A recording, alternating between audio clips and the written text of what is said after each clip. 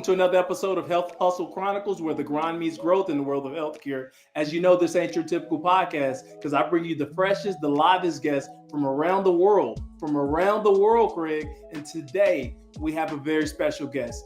Goes by the name of Rick Tamno. He's a polished professional pursuing a nonprofit management executive certificate at Georgetown University.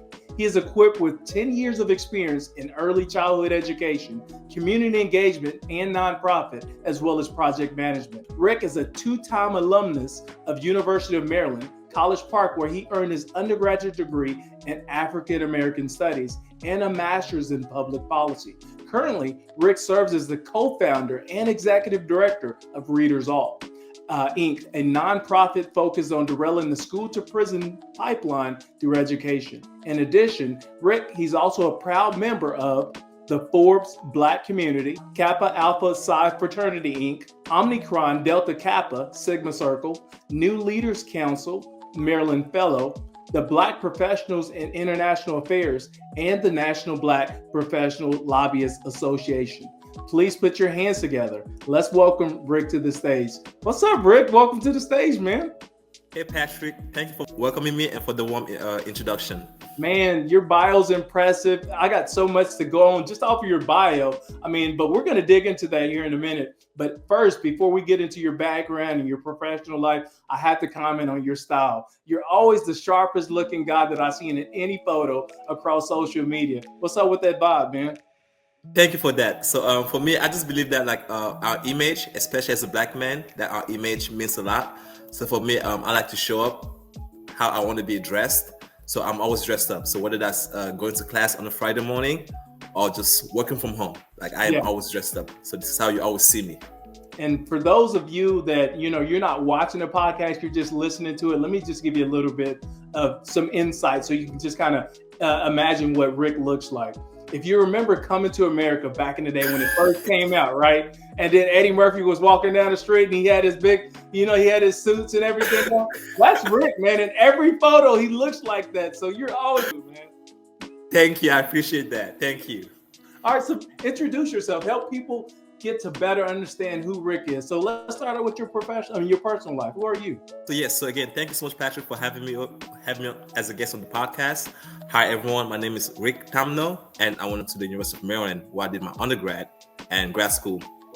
For undergrad, I majored in African American Studies, and I minored in Law Society. And for my master's, I earned a master's in public policy. And my college education really influenced and inspired my future. So a lot of things that I do right now is because of my experience on the college campus. So I have to ask, there's a couple of questions just off of your personal life. One, you got your undergraduate and your graduate degree from the same university. How did that come about? Why did you end up getting both from the same place? So when I went to the University of Maryland, I was originally a government major with the goal of going to law school afterwards. Okay. But during my sophomore year, they have a program called the BA MPP program. So essentially, it's the 4+1. So it was my opportunity. It was an opportunity for me to get my bachelor's and get my master's degree the next year. So one of my professors shared this opportunity with me as a sophomore and recommended that I apply for the program. And I applied for the program and I got into the program. So once I got in, I figured I could just stay and earn my graduate degree from the University of Maryland on the same campus in the next year. I was going to say, now, by doing both together, does it shorten the time or is the time short? Yes, it shortened the time because a lot of the classes I was taking at the graduate level were counting towards my undergrad requirements. Nice. Mm-hmm. Now, what about the elective class? So my elective class for my undergrad were my graduate degrees classes I was taking. Okay. Now, what about you said you had a degree in African American Studies. Do people even get degrees in that anymore? Is that a thing or what? I don't know about anymore because I'm not on campus no more. Yeah. But I do remember that the reason why I majored in African Studies is because I was really interested in learning about the history of Black people in America. Because when I went to Maryland, I was a government major and pre-law. I was on the pre-law track. But while I was on campus, there was always Black kids protesting. There was always Black kids organizing. And I didn't understand why they were organizing for, right? So I think for me, wanting to understand the Black students' experience, that's what led me to take a class in public policy. And actually, shout out to my professor, Dr. Dinwiddie, because she was my first professor in African American Studies department. And the class that I took with her was called Public Policy and the Black Community. Okay. So this class talked about how, like, from day one, slavery as a form of public policy was kept to keep Black people behind, right? So we studied how, like, policies from day one all the way on to now is meant to keep Black and brown people behind. So when I took this class, I was really engaged in the debates that we had in the class, and it just really got me curious.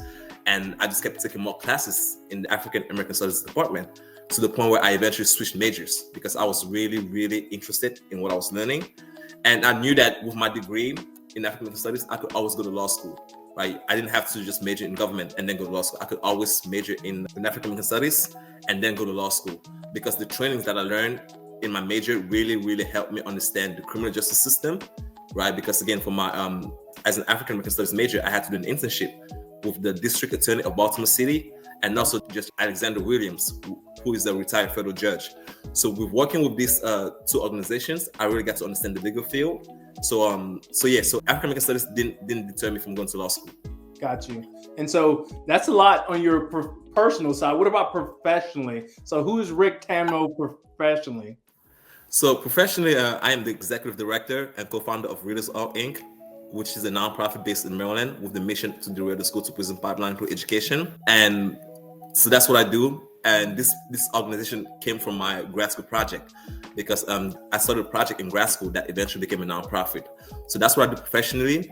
But my main income, the job that pays me my salary is with the Children's Defense Funds, which is a civil rights organization that works to ensure that all children grow up with joy, dignity, and the resources necessary for the well-being. Let's back all the way up. And I want to, dude, I'm fascinated because I'm definitely interested in understanding your hustler's journey. As you know, your hustler's journey, we all know there's no straight line for success, right? Oftentimes we have to do some strange stuff to get to where we're trying to get to, right? And yours already, you moved a whole nother country, and then you started on this path, and now you're trying to affect people's lives. So I'm interested in really understanding that hustler journey. So give me some insight on that, man. I feel like the hustle, either you have it or you don't, right? Because as an entrepreneur, I faced a lot of barriers that didn't stop me, right? So it's to me, because again, a lot of businesses, a lot of first-time business owners, they fail, right? Because again, they just give up when they encounter problems. But for me, I just kept going. Like I've always kept going. That is awesome, man. I mean, it's a testament again to your mental mindset, your hustler's attitude, your determination to want more for yourself and your family. So yeah, kudos to you, man. During college, did you face any like challenges or setbacks that made you kind of want to pause and think that, man, maybe this is not for me? No, I won't say necessarily pause made me think like this wasn't for me, but I did encounter challenges that made it difficult to graduate, just like all of us, right? Like I think there's just some aspects, especially with me being the first in my family to go to college. Sure. In the sense that, like, I mean, I have a big brother and big sister, and we all went to college, right? But again, I was like, no one gave me any blueprint. Like, no one gave us any blueprint. Right. So again, me, because my mom, she didn't go to college in the US. So for me, I didn't have anyone to tell me the ins and outs on how to navigate 4 years at UMD. That was kind of challenging. And also for me, I lived off campus. So for like the first few years, I was commuting about like 20 minutes to campus. Okay. So again, I feel like I've missed out on that experience of really being a freshman on campus. But again, but other than that, it wasn't nothing major. Okay. You're fortunate, man. Definitely fortunate and blessed as well. So I'm interested in knowing, especially for all the people like yourself, how did you land on public policy? Yes, I think I landed on public policy because of the elective class that I had to take as a government major. So again, when I was a government major, we had to take this. We had to take an elective. We had to take an elective outside of the major, and the elective that I took was a class in the African American department called Public Policy and the Black Community. Okay. So again, and that really got me interested and really got me to understand public policy, because there's a difference between practicing law and public policy, right? One interprets the law and one influences the law. So for me, I realized that at some point I wanted to be the one to influence the law based on research and the work that we do in the community to influence the law. So Rick, tell me, man, what inspired you to pursue this path? I mean, especially you're talking about policy, you're talking about dealing with kids. Like, is this near and dear to your heart? How did this come about? Oh yes, it is very near and dear to my heart. So again, I'm gonna take you back to my undergrad experience. Okay. So when I was an African American Studies major, I interned for the District Attorney of Baltimore City, and as an intern, part of my job was to listen to recorded phone calls of inmates, because my boss at the time, he was prosecuting some gang members in Baltimore City, okay. So he needed some evidence. So one of my job was to listen to recorded phone calls and take notes that he could use at trials. And I remember one day, one of the cases that I was listening to, one of the recordings that I was listening to was a kid, and he was about the age of 15, 16, and this is a kid that was on trial for murder. Right. So that experience really got me thinking, because like, here's a kid that grew up in a gang environment, right? The grandparents were gang members, the parents were gang members, big brother was a gang member. So that's all he knew. So this experience really got me thinking to how fortunate I am to having been born outside of that environment. It also got me to appreciate all my mentors that I've had, right? Because I've had good black men in my life to show me what to aspire to be. Whereas he may not have had any uncles or dad to say, hey, be like this when you grow up. Right. So that worked really, because I've always thought like, okay, like even if that kid grew up in a gang environment, what if he had a mentor that says, hey, after school, go home and do your homework and don't hang around the corner, right? That could have had an impact. So for me, that was one of the critical moments that really got me passionate about this work that I do, because I believe that it is my duty to be a mentor to young black and brown kids in America, right? Again, a lot of us don't have mentors to guide us, to show us the way. So that was the work that really got me to say, okay, how can I start a mentoring program? And I actually did. So when I was in undergrad, I started a mentoring program called the Saturday Literacy Enrichment Program, and this program was based upon the Black Panther Freedom Schools. Because again, back in the days, the Black Panther, they had after-school programs in which they provided breakfast and literacy tutoring to kids. So for me, I having learned about the Black Panthers and the programs, I replicated something similar, in which I was able to fundraise about $20,000, make partnerships with local elementary schools, like a Title I school that all the kids are black and brown. I mean, like 90% of the kids are black and brown, and it's a low income community, right? So I wanted to work in an environment where I can inspire kids to say, hey, this is what you can grow up to be like grow up and go to college. Like, we have expectations for you to go to college. So again, so working with kids, and it was an amazing experience, and that's what eventually became my nonprofit, Readers All. So again, this work is very personal to me, and I'm just very excited that I was able to follow my purpose, and that God has been leading me so far until now. Man, that's powerful. I mean, everything you said is powerful, and there's a lot to go with that you just shared. One, I didn't even know that listening to recorded phone calls from prison was even a thing, and then you're using it against people and stuff like that. So, like, has that been going on for years? Or is that something new? Like, I'm ignorant to this, so I don't know. Oh, so I was an intern with the district attorney in 2016. So it has been going since 2016, right? And it's a thing that goes on forever. I think it's been going on for years. Because again, like, even when you call someone, it says this phone call is being recorded. Like, when you call someone, like, it's called collect calls. Like, when you call someone in jail, it's a collect call. So it's literally recorded, and you know it, right? Like, the inmates know it, and the person calling knows it because it says it. So, and everything you say can and could be used against you, right? So that's the whole point. Because again, because you have to understand that gang members or people in prison, they can still put hits outside, right? So again, like, they can still be as powerful inside just as they are outside. Saying.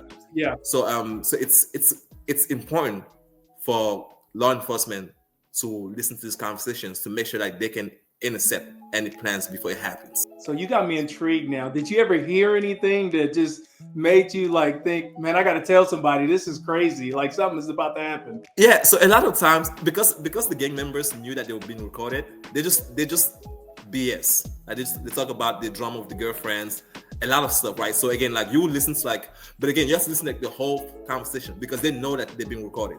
So in like an hour conversation, the good information is gonna come like in the 50-minute mark. So we're after talking about something random for like 45 minutes, he's gonna say, oh, by the way, go do this. So you have to really be like, oh, he just said that, right? But again, like usually it's all about just trying to waste our time because they know that someone's listening to it. And then you talked about you raised $20,000 and then you created these partnerships with these Title I schools, but you had like no background in fundraising or partnerships. So how did that come about? It just came about from trying. Like I had this idea and I said, hey, it's time to fundraise, right? Because again, when I came back with this idea to say, hey, I'm gonna do an after school program, I had to think about what goes into creating a program, right? You have to have a plan. It was like a business plan, right? So I had a business plan, and I said, all right, cool. Now that we have the business plan, we need to provide kids lunch and breakfast. Where's that gonna come from? I need to fundraise. I want to make sure students get compensated because back then, I don't believe in college kids working for free.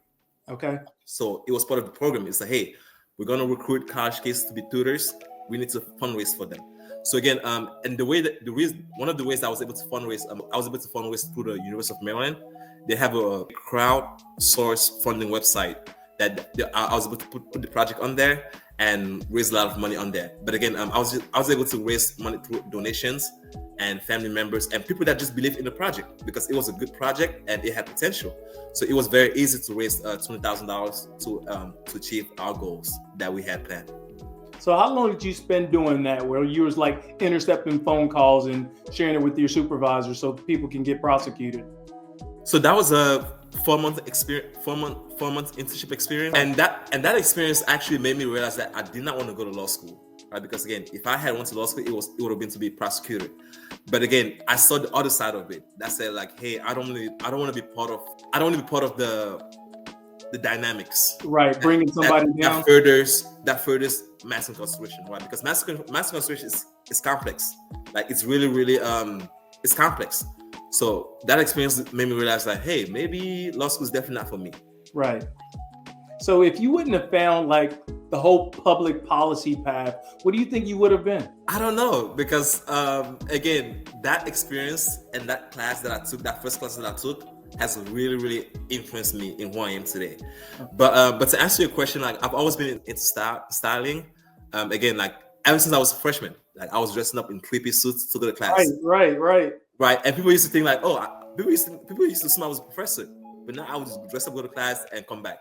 But to answer your question, I think that if I hadn't done public policy, I'll probably have pursued my dream of being a stylist, because I was a stylist at some point in my life.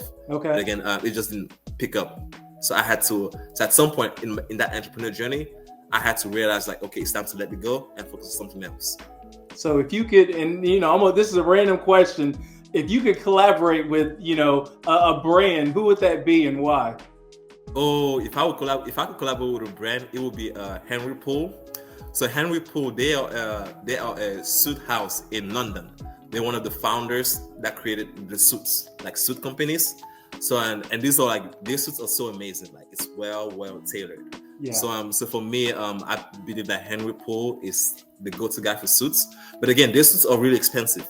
It's about like $5,000, right? And these are like bespoke suits because it's custom for you. So it's not just like a random suit. And the suit I'm actually wearing right now is Henry Poole. So I got this when I was in London a few years ago. And again, it's just like the quality is just there. Like when you see it, like, yeah, this is a good suit. If I could collaborate with a house brand, it would be Henry Poole. So for all of us that don't have the fashion sense and fashion style as you, tell us, man, like what's the difference in the quality? Because I'm like, man, I can go get me a $500 suit. You talk about $5,000, like that's 100% more than what I was thinking about. So what's the difference? So the difference is that the reason why the suits are so expensive is because it's made by hand, right? So that's one of the things, right? It takes a lot of time and it's very bespoke. Like it's custom made to you.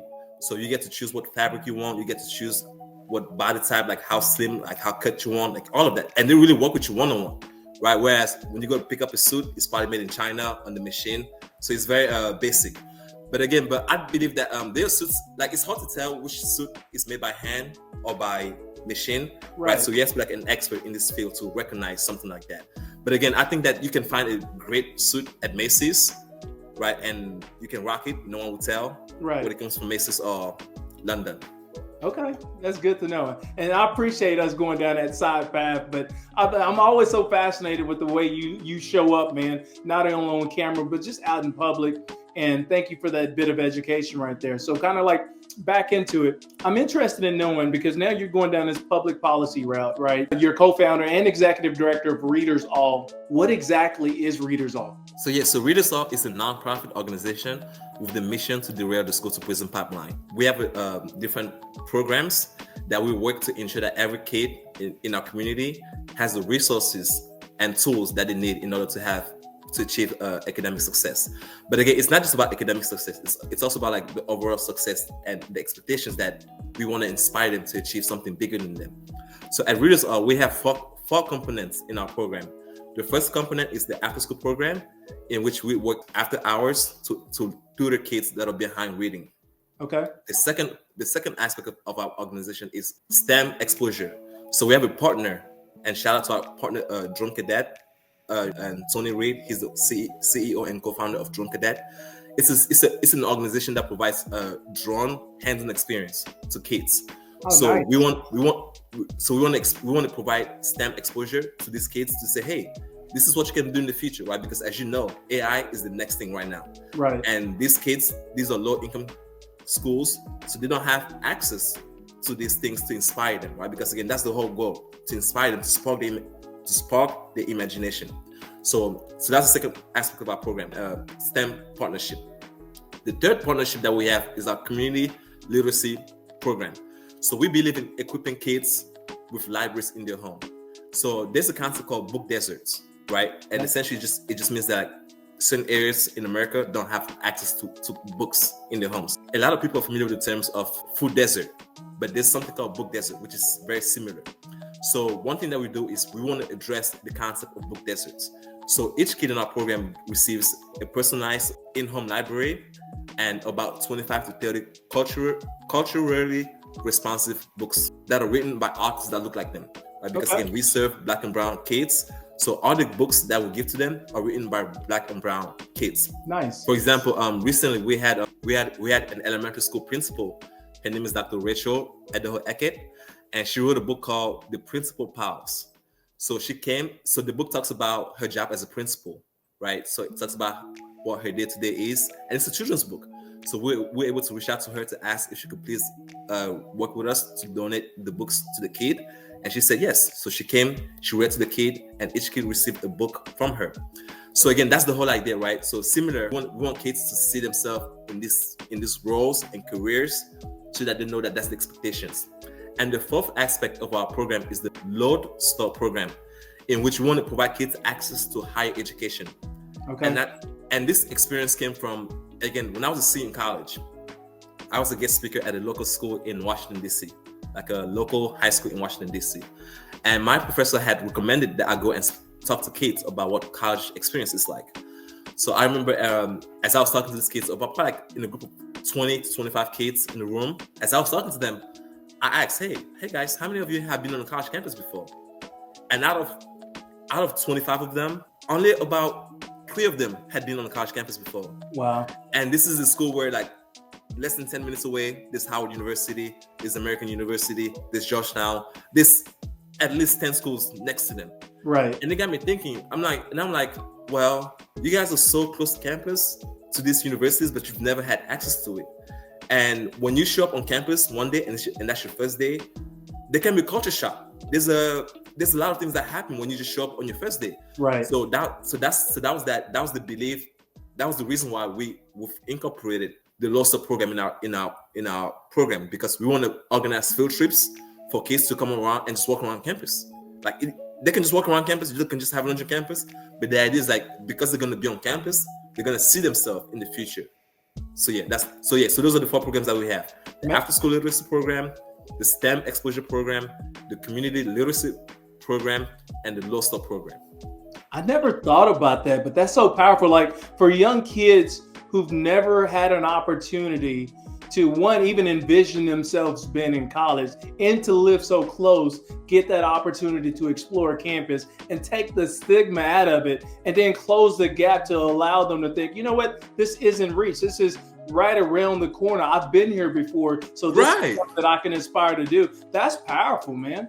And I think that plays a big role, because again, those kids, when they show up on college campus, they get used to it, right? Because again, there's no imposter syndrome. They're like, oh, I belong here. I see black people, I see black and Latino people, I belong here. So 10 years later, 10, 15 years later, they have the audacity to apply to these universities, right? Like, because again, they feel confident. Again, and a lot of them could be first generation college where the parents didn't go to college, right? But because they've been on the campus several times, they're like, oh, I can get in. They apply for it. So your company, and you're talking about, you know, the impact that you're making already, is that locally, or are you able to help kids across state lines, or just, you know, via, you know, teleconferencing and things like that? Help me understand that. So right now it's locally, because we just started in Maryland. So and we're based in Prince George's County. So right now we're just, and because we're a new organization, so we're just focused locally. But the hope but the goal is to eventually expand, whether that's like through different states, Virginia, DC, Pennsylvania. But right now we just started, and we're building. What would help you expand that farther and faster? I think funding is definitely a key factor in how much we expand. But I think over time it's gonna come. I think right now, as I work on the branding of the organization, networking, and all of that, I think it's gonna come naturally. Got it. Help me understand this.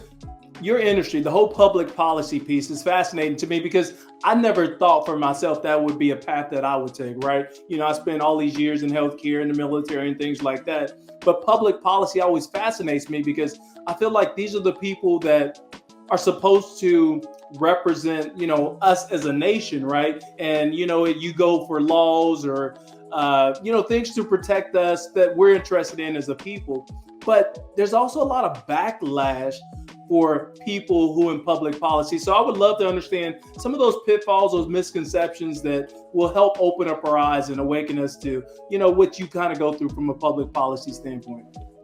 Yeah, I think from a public policy standpoint is that policies can be difficult, right? Because again, you're influencing and you're changing people's life, right? So again, but again, it all comes down to being able to negotiate your differences with someone else, right? And like being able to come to an agreement and create a law that applies to everyone. So yeah, I definitely believe that, especially in today's political climate, we're really divided on how we feel about certain issues. Right. But again, we have to pass policies for everyone, right? So of course, especially at the federal level, right? Because at the state level, it can depend on if it's a blue state, red state, right? But again, at the federal level, which is where I'm working right now, we really have to make sure that this policy makes everyone happy, and that's hard, right? Because again, you can't make everyone happy. So again, just finding that middle ground, that balance, and it's what we strive for. Are you fearful at all, like for your life at all? Because you are in politics basically. Is that a concern of yours? No, that's not a concern. That's not a concern for me. Okay. All right. So guys, if you just joining us on our podcast today, we got Rick Tamno. He's a policy professional pursuing a nonprofit management executive certificate at Georgetown University. He's equipped with 10 years of experience in early childhood education, community engagement, nonprofit, and project management. And we're just kind of digging into his background, him being a public policy representative, being a co-founder and executive director of Readers All, and then being a proud member of Ford's Black Community, Kappa Alpha Psi Fraternity, Omicron Delta Kappa Sigma Circle, New Leaders Council Maryland Fellow, Black Professionals in International Affairs, and the National Black Professional Lobbyists Association. Man, you got your hands full. That's a lot going on. You're a stylist. You're full-time business owner. You're out here working for organizations. You're a part of all these different groups. So I would love to know, how do you separate your personal life from your professional life? I think like work-life balance for me, it's just doing what I love, right? Because like they say, like they're saying that when you love what you do, it doesn't feel like work. Right. So for me, like when I clock out of work from a 9 to 5, I'm still energized because the work I've done, I love doing it. Right. Okay. So like I feel like for me, I haven't experienced burnout. right? So for me, I'm always energized because again, I'm really passionate about the work that I do. So I think that for me, I'm just very lucky to have found my purpose and to do something that just comes natural to me. In your opinion, what do you think hold people back from achieving their goals, man? I think it's the fear, man. Fear of the unknown. Putting yourself out there, right? Because again, that's how I met you. Like we were connected on LinkedIn. Yeah. We just started talking. But again, like if I hadn't reached out to you, if I hadn't taken that leap, we won't be here, right? Again, exactly. And I think like because again, even me, when you think about my undergrad project in which I was able to raise $20,000, like I just had the audacity to say, hey, I'm gonna do this. Like think about it. I could have just been a college kid that's focused on partying on the weekend. But I was like, oh no, instead of partying on the weekend, I'm gonna network and see how I can fundraise. But again, that's because I put myself out there, right? And I feel like for me, I just wish that young people believe in themselves more, right? And to really go for their dreams, right? Because again, I feel like a lot of people's dreams die in their head. They don't put it out there and they don't do the work, right? Or someone can say, hey, I'm gonna do this, but then like 6 months later they stop because they've encountered barriers.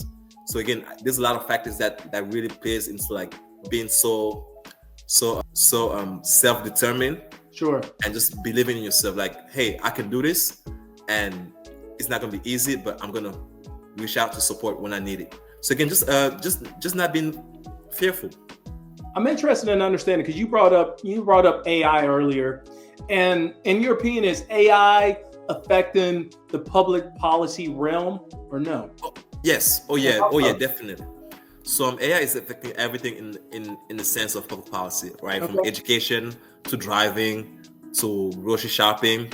So for example, in education, I'm going to talk about plagiarism, right? There's a big debate currently in higher ed about college kids using ChatGPT for homeworks, right? So again, because you can just put the prompt in and it's going to write your paper for you. Right. But again, so universities are struggling with understanding how to go about that, right? But again, it can be a good tool where a kid can put the prompt in and use that information as a guide to do the research, sure, right? Sure.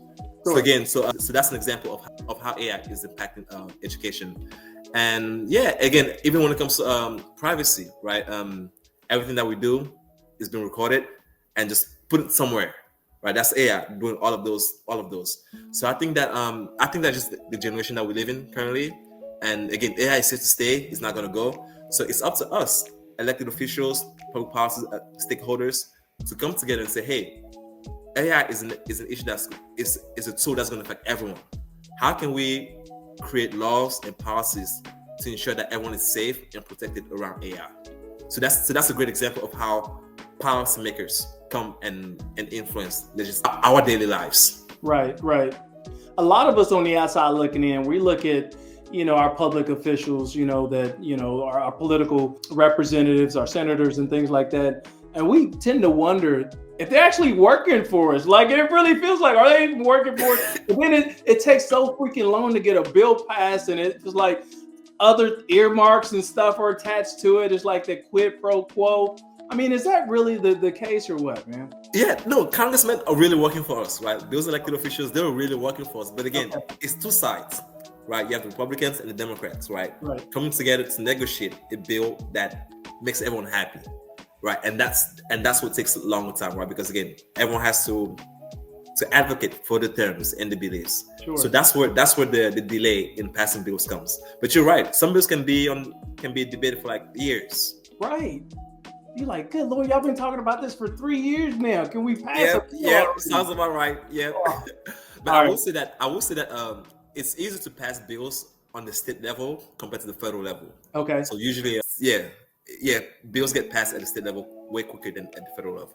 Got it. You know what? I'm loving everything that you're sharing because this is so foreign to me. And I know my listeners, they're going to be like, wow, this is fascinating, this whole public policy ramp as we introduce you to the rest of the world. So I'm interested in understanding the impact that you're trying to make. What is that? I think the impact I'm trying to make is just to inspire Black and brown kids to think bigger. Like, yeah, I think that's just inspire kids to think big. Like they say, the sky's the limit. It really is. You just gotta think big. Yeah. I love that. So other people who look like you, who are interested in following a similar path as you, what advice would you give them? The advice I'll give to them is to believe in yourself, and so also forgive yourself, because as you go through your journey, you're gonna make a lot of mistakes, right? Like who you are as an 18-year-old, right, is different from who you are as a 25-year-old, 30-year-old, 40-year-old. So as you reflect on life, you're gonna realize like, oh wow, why was I doing certain things like that, right? But again, you didn't know better. So two things I would say is, again, just believe in yourself and forgive yourself for mistakes you make in life, and just learn from it and keep moving. I like that. Just forgive yourself, because we're so hard on ourselves, right? Mm-hmm. And many of us, that hardness carry on for years for the rest of our life. And a lot of us, we can't get past the past.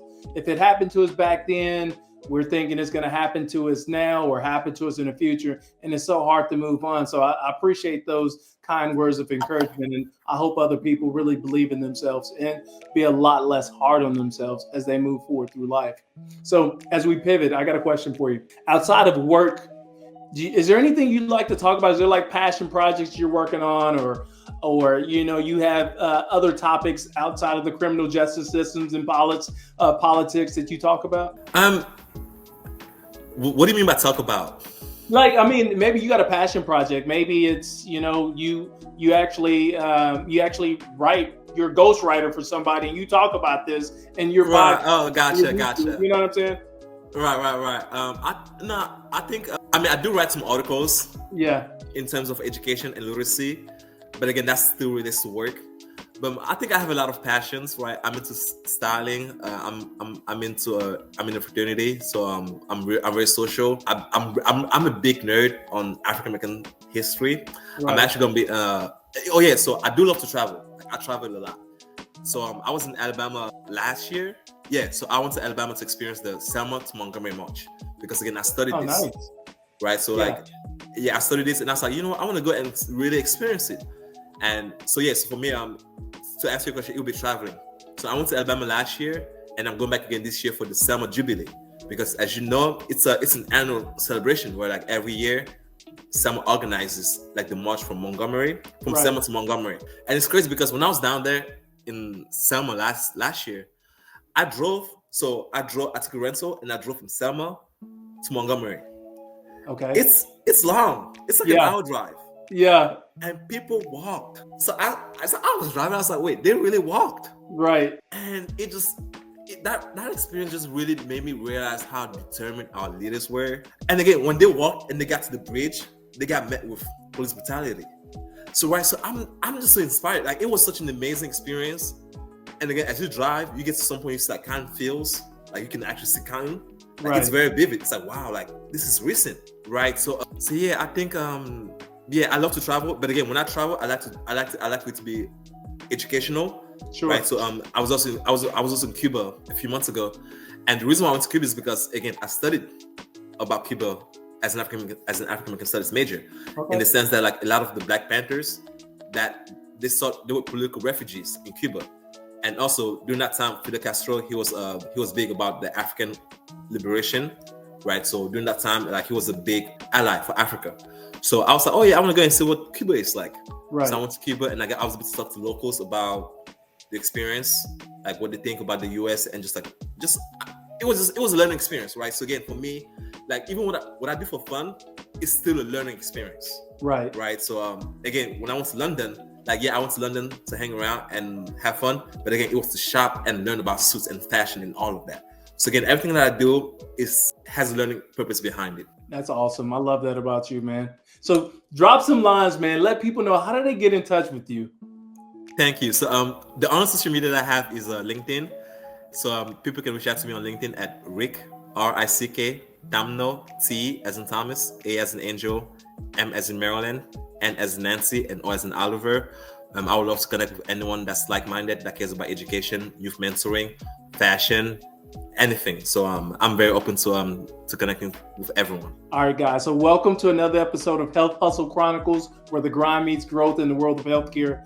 As you know, I bring you the freshest, the livest guests from around the world. From around the world, our very own Rick Tamno. He's a policy professional pursuing a nonprofit management executive certificate at Georgetown University.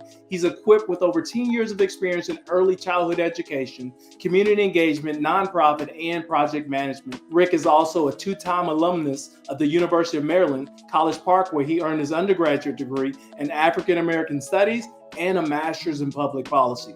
Currently, Rick serves as the co-founder and executive director of Readers All Inc., a nonprofit focused on derailing the school-to-prison pipeline through education. And in addition, he's a proud member of so many different organizations, to include Forbes Black Community, Kappa Alpha Psi Fraternity Inc., Omicron Delta Kappa Sigma Circle, New Leaders Council, Maryland Fellow, Black Professionals in International Affairs, as well as the National Black Professional Lobbyists Association. Rick, man, I'm going to turn it over to you. Any parting words, man, you want to share with the listeners?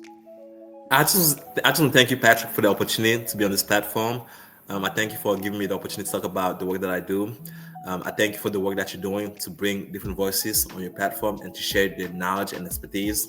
And I'm just very grateful to have met you, and I look forward to building our relationship and going from here. I loved having you, man. Love learning about your journey, your background. So awesome. I can't wait to see you in the governor's chair, because I know you're heading there. So yeah, I'm heading there. Let's go get it.